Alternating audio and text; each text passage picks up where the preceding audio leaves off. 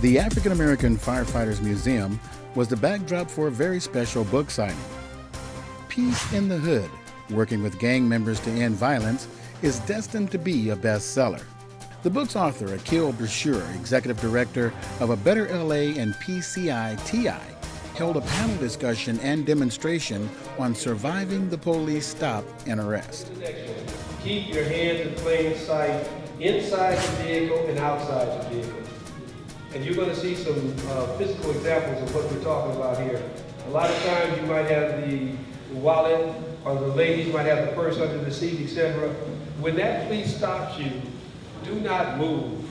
What I often tell and encourage young people to do, even if an officer comes off to you real aggressive, screaming at you, cursing perhaps, which they shouldn't be, you continue to say, yes sir, no ma'am, I'm going to cooperate with you 100%. Even a person who had a bad day will now begin to escalate and say, okay, clearly I'm the one that's out of pocket here. Clearly I'm the one that's looking like a total buffoon. Released in July by Turner Publishing, Peace in the Hood highlights the work of Brashear, described as the foremost expert and pioneer in the field of violence and gang intervention, and Christine Hogue, a former Los Angeles-based Associated Press reporter who over the years has reported on social and political issues. NFL Super Bowl champion Seattle Seahawks football coach Pete Carroll wrote the book's foreword. We need to be real. Like a lot of the things that Keel said, a lot of things on this panel, these are real. And we need to be real, and we need to be honest, and we need to be able to say, that sucks.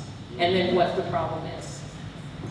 With gang intervention specialists, and when it pertains to violence, community violence, that they're essential because they're creating the relationships. And then together, there's access to treatment, there's access to care. And that's what it's about. How do we do this mindfully? And the fact that we do have a documented book now that lays it out is powerful, powerful. So people could really see the effectiveness of what they've been doing for years, What we teach in PCI-TI is for the teams to be a crisis team to keep that crowd control back so we can get them to do our jobs. And we're making great headway with that.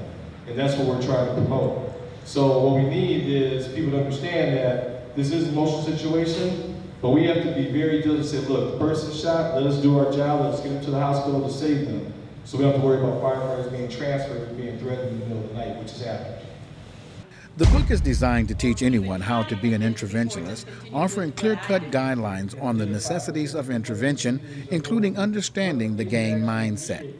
You're going to have to put some time in. You're going to have to be there. You're going to have to let that young adult see that you are willing to sacrifice off the time of your job, that you're there after hours, that you're there when that call comes in at 2 o'clock in the morning and you know you don't want to get out that bed. Then they will respect you and they will listen to you. Reporting for the Pulse Media, I'm Ron Roberson.